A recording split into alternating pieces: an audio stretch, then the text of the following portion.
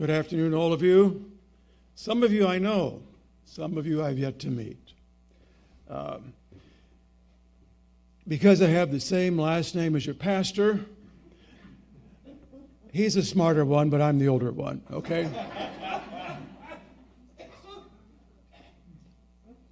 Some people like to know a little bit about a speaker before they invest their time in listening to him. So I thought I'd take just a moment to tell you about myself. Our mother was an avid listener to religious radio programs. I won't tell you how far back. You won't believe it. And she came across the church's radio program. We had a huge audience in a radio program around the world in those days.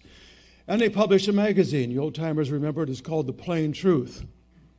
One day she handed it to me, and my life has never been the same since. Now, my mother never became a member of the Church of God. I did at age 19. And then I attended the Church's College in Pasadena, California. There I met my wife of now 48 years. She grew up in the church. When she was 5 years old, her parents were baptized in the state of Pennsylvania. We have two daughters, one age 32 and the other 26, and so far 2 grandchildren. Now, after graduation, we lived in Pasadena another 30 years.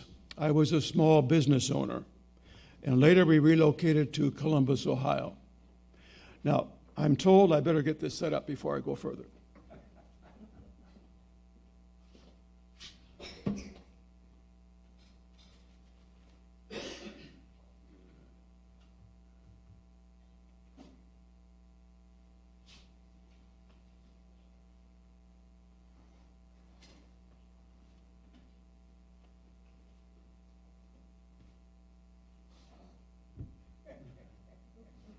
Kelly will solve all the problems. We don't worry about it. But I might say that 30 years ago today, during the days of unleavened bread, no less, the United Church of God formed. And the reason United Church of God formed, for those of you who may not have been around, is in the former church that we attended, there were a small group of men, very small, and they gained full legal authority of the church. And without a vote, without any consultation, they forcefully changed major teachings of that church, teachings that that church had held for more than 60 years. Now, the essence of the change as it applies to us is that these small group of men asserted that in observance of holy days, like the days of unleavened bread, or a Sabbath day, are no longer the will of God for Christians. They were meant only for Jews when Moses led the children of Israel out of Egypt. Only for Jews, not for Christians. Now, because our former church was a well-known Sabbath-keeping church, news of this change shocked them, and they also felt under attack. And when these denominations saw they were under attack, some people took action. In response, one medical doctor in Southern California, member of the United Church of God, organized what was called a Sabbath conference. And he invited all these other Sabbath-keeping denominations to send speakers to the Sabbath conference. And they did. Dennis Luker represented the United Church of God, newly formed. Now, the keynote speaker at the conference was a Seventh-day Adventist scholar by the name of Dr. Samuel Bakioki. Some of you old-timers might remember that name. He was a charismatic individual, and when he tells his story, he says he was born in Rome, about a stone's throw away from the Vatican. And his mother and father were reading the Bible one day, and they discovered a Sabbath day in the Bible. They could find no other day. And so on their own, they began observing a seventh-day Sabbath. Well, young Samuel was not a happy camper because his parents then forbade him to go out and play soccer with the other boys. And later on, the family moved to the United States, discovered the Seventh-day Adventist Church, and became members of it. But young Samuel always had a burning question in his mind.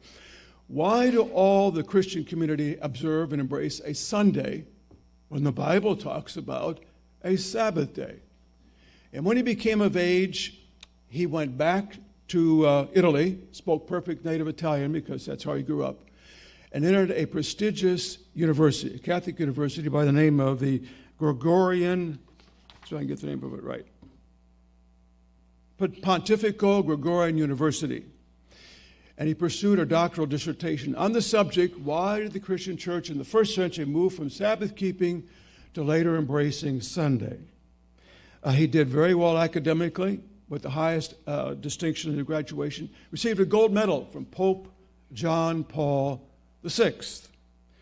And later he turned his dissertation into a book titled From Sabbath to Sunday. Some of you may have that book. Because of his scholarly background, he was a keynote speaker at this Sabbath conference in Southern California. Now, there were 500 individuals there at that conference. Another man was also invited to speak. He used to be an instructor at Ambassador College. He became a true scholar, and later in life he became a prolific author.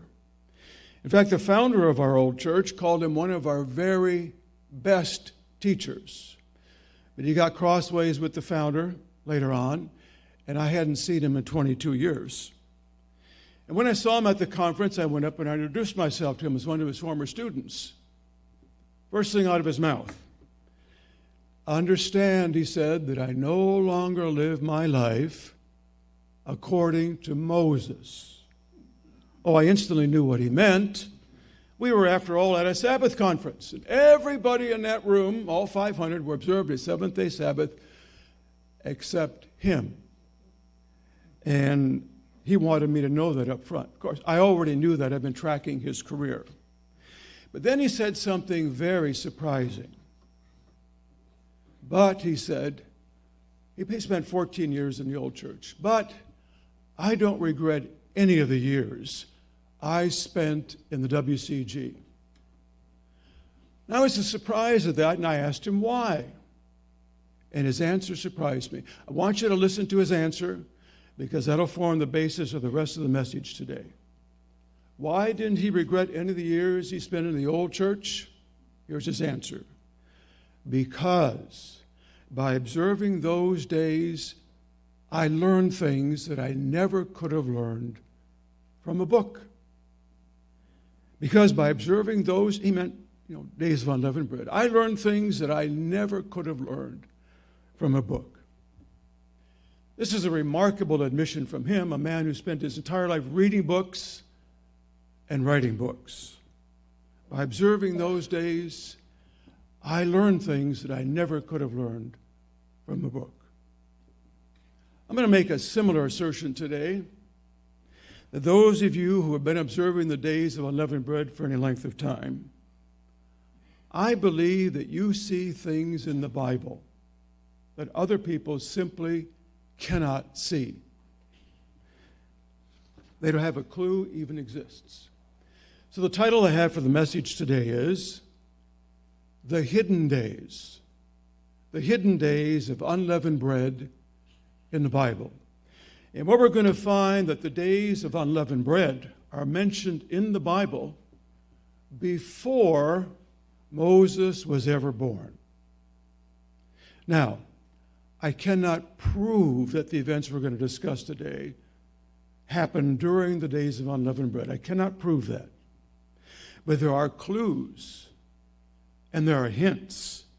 And because you have observed the days of unleavened bread, when you see these hints and clues, you're able to recognize these hints in the Bible. Finally, in the interest of full disclosure today, some of the observations I'm going to discuss did not originate with me. They originated with other Church of God speakers through the years, and I'm simply borrowing some of them. First book I'd like you to look at, please, would be Genesis chapter 1 and verse 14. I'm going to put it on the screen for you, make it a little easier for you today. But it's in Genesis 1, verse 14. I'm going to put a couple of verses up today. I'm going to use a New International Version because I like its clarity and simplicity. Genesis 1 and verse 14.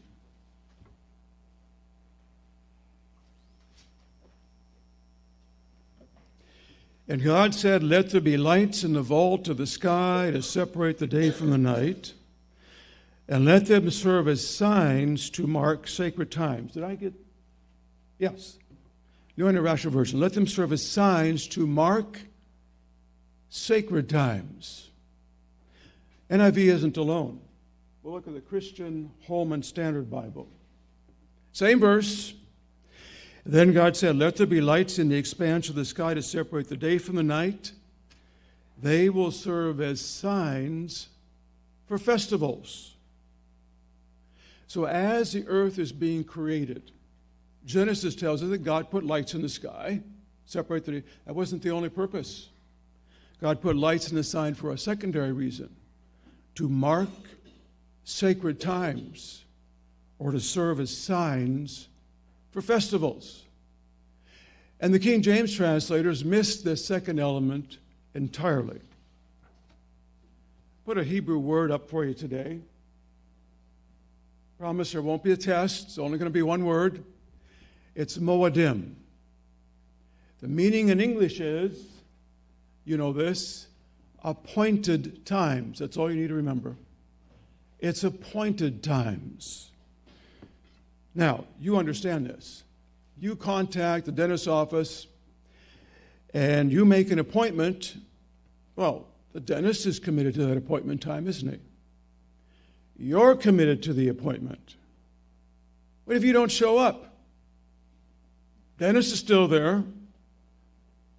Appointment's still on the books. You just didn't show up. Well, God has appointed times. And if humans don't show up, God still shows up at the appointed time. Now, I'm going to go through two examples today. They're actually ones you already know, but you might not have seen them in this light. Jesus was crucified at an appointed time, at the Passover. Wasn't a week early, wasn't a week late. In fact, the New Testament tells us that Jesus died, remember the time? At the 9th hour. That would be our 3 o'clock in the afternoon. At the 9th hour. If you were a 12-year-old boy and you looked up at the foot of where he's being crucified and you saw him breathe his last, and you ran over, not too far away, to the temple, what would you see? If you wormed your way through the other people, you would see the high priest, the official high priest, taking the official lamb, slitting the lamb's throat, catching the blood in a basin, exactly at the right time. Same time. If you were the Father in heaven, you looked down, you saw Jesus breathe his last and die at the same time the high priest slit the lamb's throat. Jesus died at an appointed time. Now, this suggests that God did not invent Passover with Israel coming out of Egypt. Because the Passover was already one of God's appointed times at the earth's creation. I'll look at another memory verse for you just to buttress this point. Found in Revelation 13 and verse 8. I'll put it on the screen.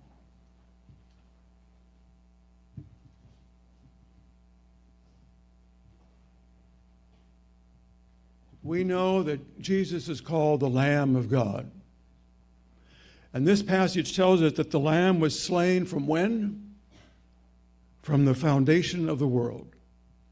From the very beginning, there was an appointed time for Jesus to die.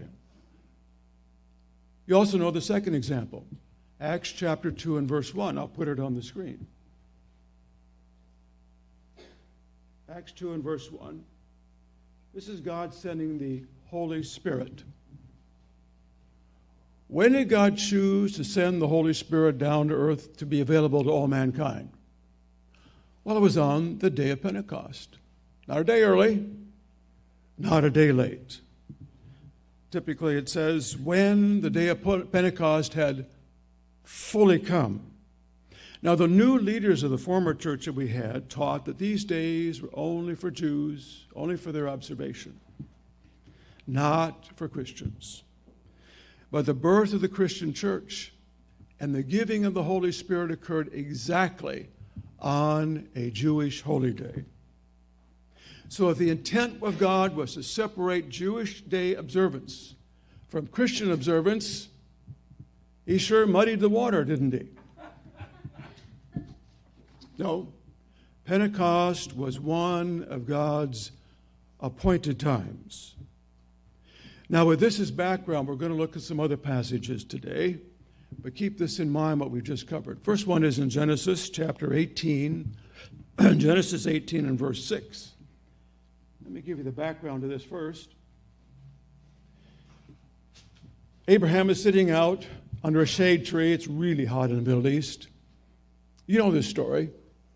3 men is off in a distance. Hospitality is a really big deal in the Middle East. He goes running out to see them. 2 of them are angels. The other one we know as God in a man's body. Okay? Now, let me clear up something right at first so nobody gets concerned.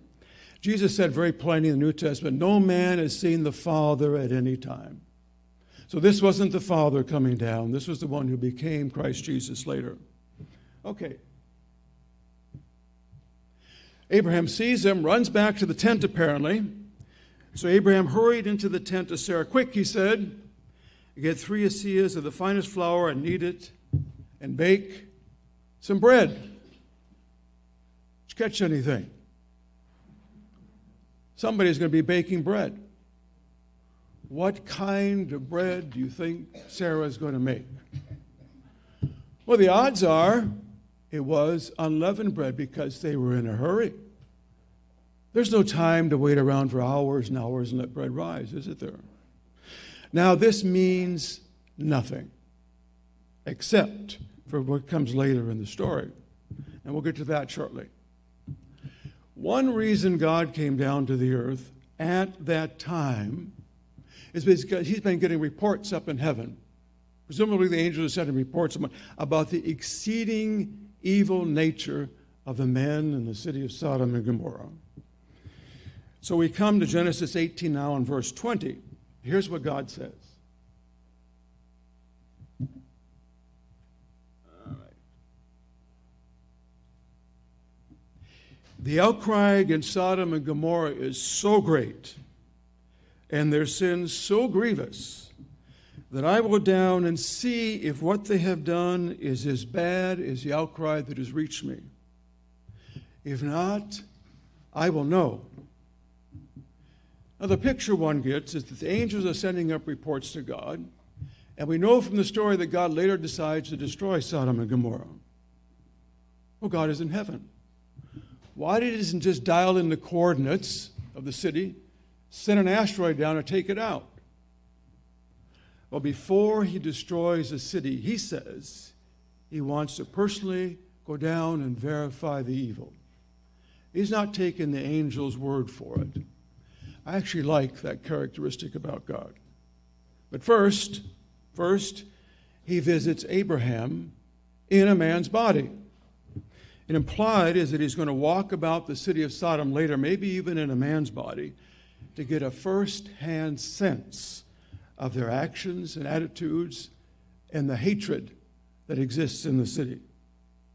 Then the story tells us that the 2 angels leave Abraham and God and go down to the city of Sodom. So they're standing, Abraham and God.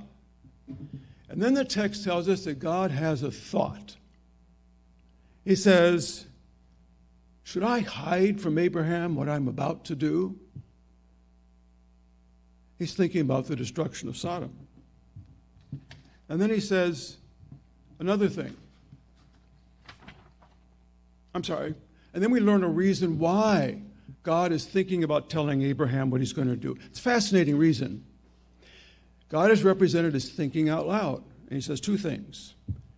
Abraham is going to become a great nation. And I know that he will teach his children. What does this have anything to do with the story? Well, the context makes God's thinking clear. If Abraham has lots of children, be a great nation, and he teaches his children, he'll tell them what I'm doing, what I've done in the city of Sodom. Otherwise, the people on the earth will watch just a weird, random event. Sodom got blasted, and we have no idea why. But if God tells Abraham, and Abraham teaches his children, and they become a great nation, then the lesson of Sodom and Gomorrah is going to last for all of mankind. Eventually, the story of Sodom and Gomorrah, I believe, has reached at least 1 billion people on the earth. You know, I can't imagine there's ever a day, even in the United States, where somebody doesn't say Sodom and Gomorrah. Everybody has an allusion to what that story means. And if that's true, then God's idea to tell Abraham first worked, didn't it? So then the story has the two angels going on down to Sodom. There's Lot sitting at the gate, sees the two angels. I don't think he knew if they're angels at this point. Well, I don't know. Runs out to greet them. Again, hospitality is a really big deal in the Middle East. And he invites them to stay in his house for the evening. I don't know, but I suspect Lot knows what else goes on in the city at night. And the angels tell him no. Tell him no. Lot's persistent. And so eventually they acquiesce to Lot. I actually like this part of the story. Angels that don't appear to be robots. They have freedom to interact. They didn't know Lot's going to invite them into his house. So they do. Now we come to an important verse that I really do want you to pay attention to. It's Genesis chapter 19, Genesis 19 and verse 3. This is a good one. And what's Lot do? Then he made them a feast and baked unleavened bread, and they ate. Why in the world are the words feast and unleavened bread included in the text? Can't the story of Sodom and Gomorrah be told without mentioning, oh, by the way, Lot made them unleavened bread for supper? What does that have to do with the story? What does it add? You have to realize that Moses is writing this 400 years later. He's leaving a legacy for Israel. Most of the Israelites completely illiterate. Not bad people, just illiterate. Pharaoh, Moses raised in Pharaoh's court. He knows how to read and write. He's not going to be around. He's leaving a memory in a book of who they are and the gift that God has through Abraham for that land so they don't back out a second time. And he's writing down all the details of their history. Now, Moses knows that later they're going to be observing the days of unleavened bread. They didn't observe them in the desert. They got manna, okay? Do you think when he wrote down in the text this incident about Lot serving unleavened bread, it's going to click in the Israelites' mind? I think it did. That's why he anticipates it and writes it in the story. But now there's a problem. Moses lived 400 years after Abraham. How did Moses know that Lot gave unleavened bread to the angels? We have to remember something. Moses had an advantage that you and I don't have. Because for 40 years, he got to speak with God. The text says, face to face as a man does his friend. So Moses was in a position to write down and receive from God every detail of the story of Sodom and Gomorrah. Again, the mention of the words unleavened bread doesn't prove anything, but it is a hint, isn't it? It's a strong hint, and it fits within the larger context of the story. So now we got the angels inside of Lot's house. And you're familiar with the story. That night, all the men of the city, the text says all. Also says from the youngest to the oldest. Another strange thought. Lot, I believe, knows what they have in mind because they've told him. Send them out, we want to abuse them. Lot comes out, tries to calm down the mob, right? Don't do so wickedly, he said. What's going on here? Some years ago, I was in Israel, met an excellent Israeli tour guide.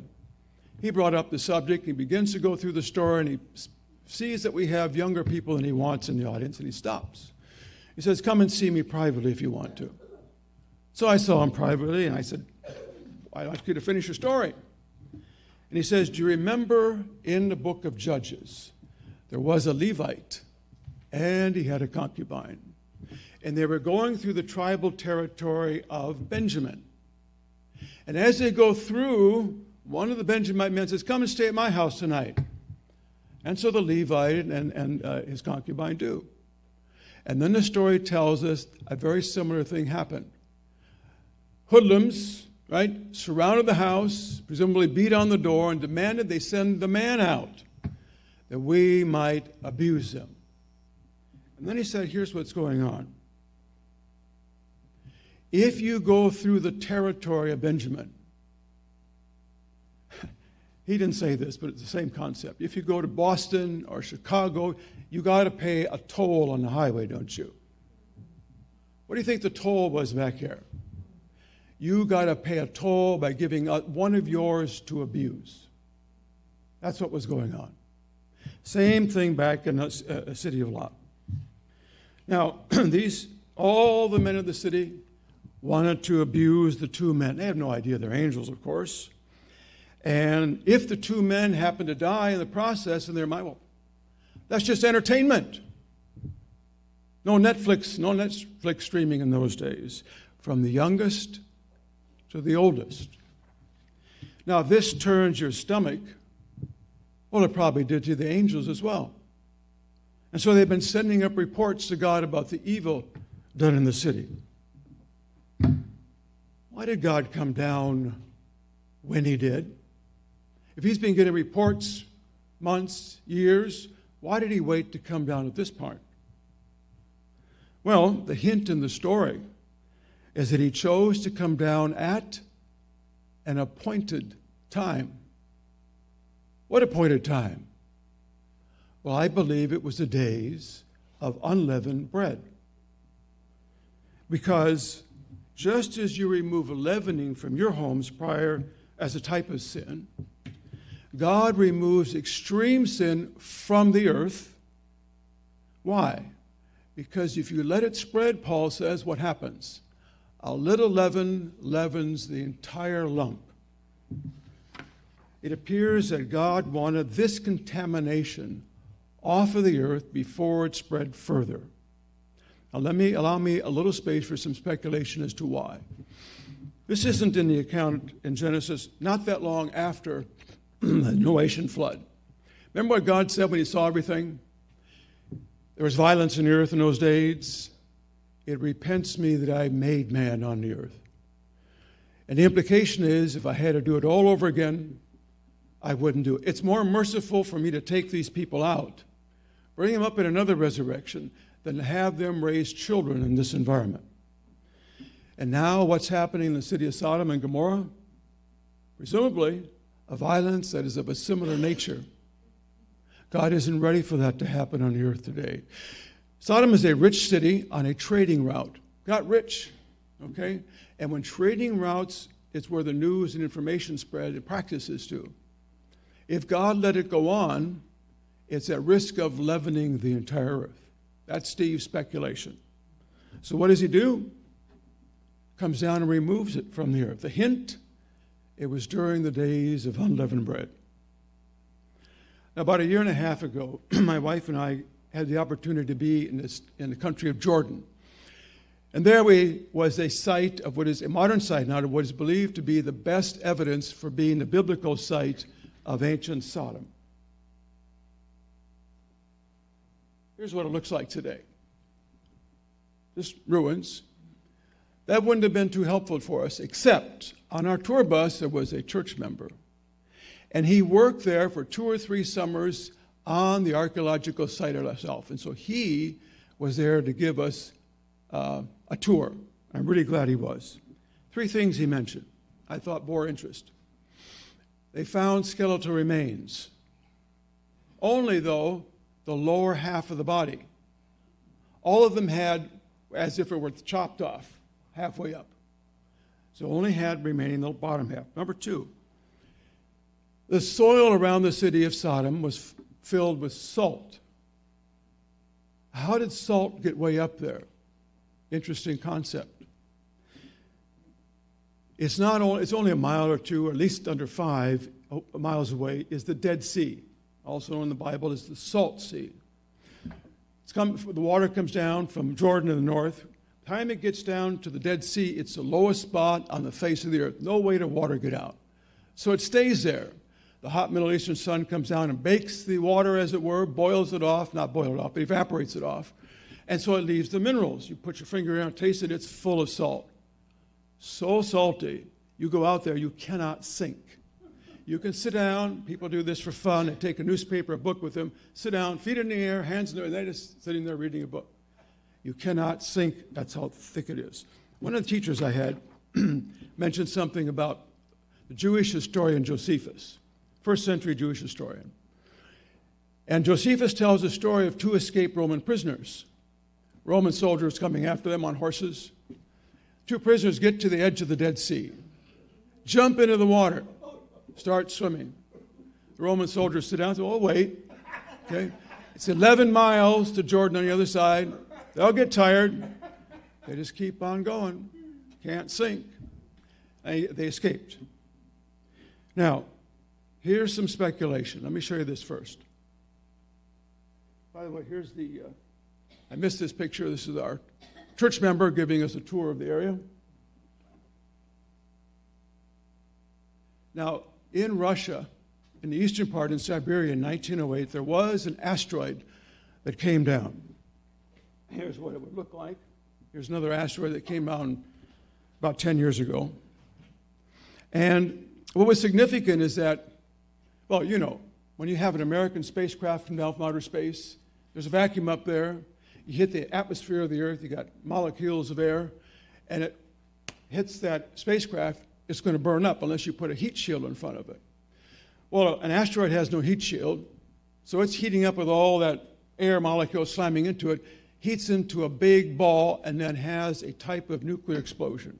No crater in Siberia, didn't hit it. Above the forest, some miles, it exploded. Shock waves come down and blasts millions of trees. And this is the speculation of what happened in the city of Sodom. Asteroid comes by at a very shallow angle, high rate of speed, heats up, doesn't hit the Dead Sea, but has a type of atomic explosion on all the heat above the Dead Sea. The force, the shock force, comes down in the Dead Sea. What does it do? Splashes that water up around the cities of Sodom and Gomorrah, like a boy in a bathtub, right? Boys have done this. Bathtub water's full, and they slam their head, and then the wall's full of water, isn't it? Okay. Number 3, they found a substance around the city of Sodom in the soil. They took it to Los Alamos, New Mexico, where the U.S. invented the first atomic bomb, and it turned out to be a substance called trinitite. And the lab asked them, where did you get this? It's trinitite. And they told them.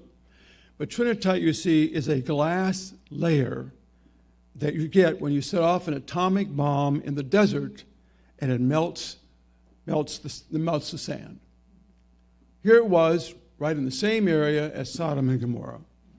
What appears to have happened is that God came down, I believe at an appointed time, during the days of unleavened bread, and he cauterized those two cities off the face of the earth with a type of nuclear explosion. Now, there's another small hint in the Old Testament. This one we tend to read right over. Found in Exodus chapter 5 and verse 1. This is what Moses is supposed to go in and tell Pharaoh. I'll put it on the screen.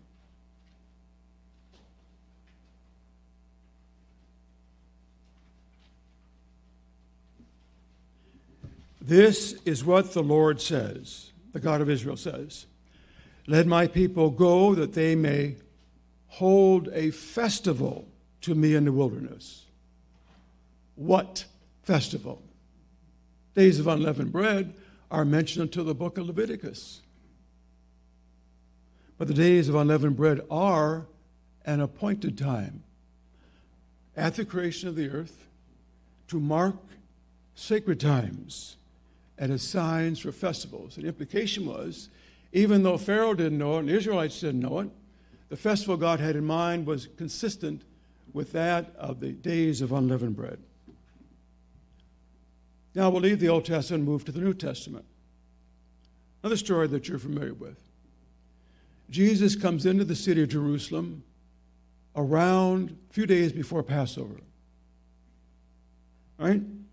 Visits the temple. What's he find?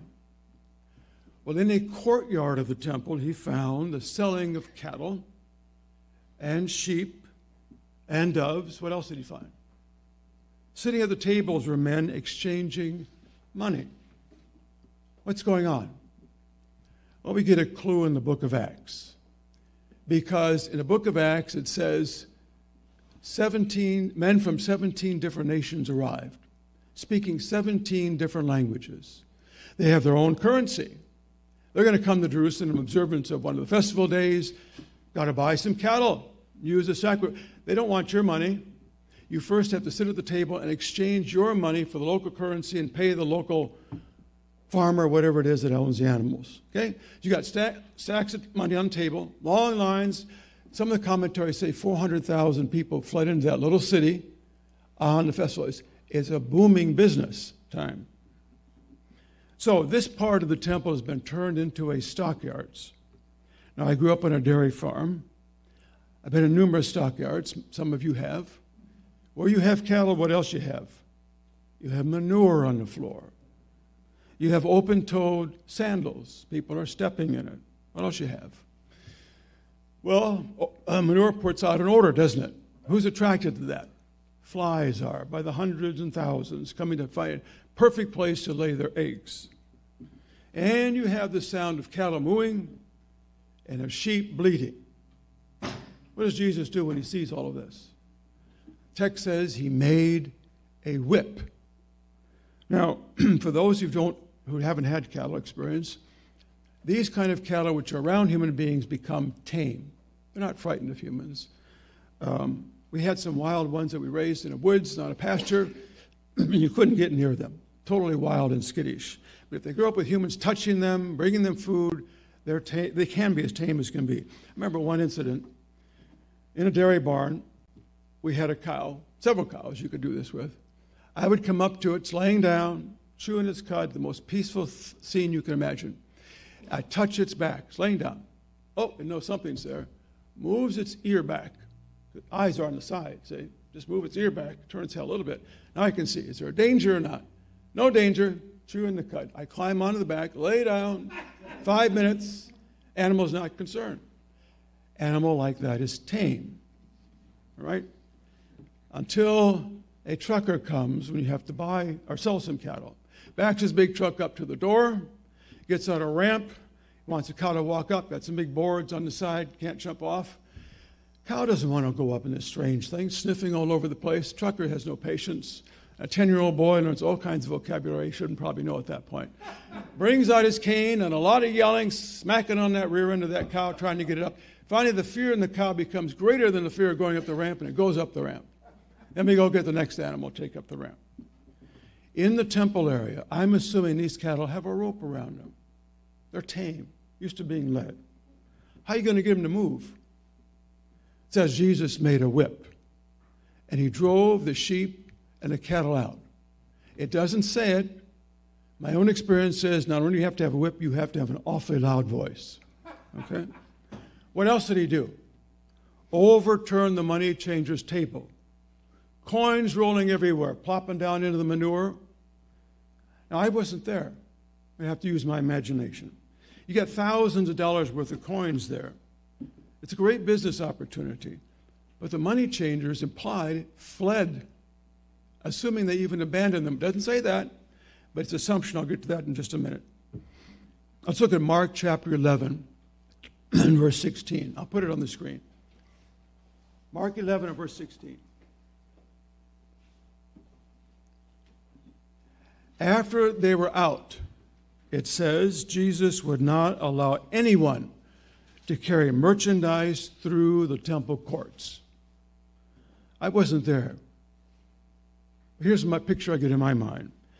They see a man with a whip in his hand, having chased cattle out with a loud voice, money changers fleeing and leaving their money inside. He has an angry look on his face, or at least a determined look on his face. And he's not, you got merchandise, you're not coming in. Now, forgive me at this point, ladies. Allow me to do some what we call mansplaining, okay? All the men in here know this, but I have to go through it anyway. A boy in first grade quickly learns in the playground yard, something brand new. There are bigger boys. There are stronger boys. Some of them, even bullies. Some of them are going to come up and approach you. And you quickly learn as a boy, can I take him or can he take me? Okay? There's a famous Canadian psychologist, some of you know by the name of Jordan Peterson, talks about this.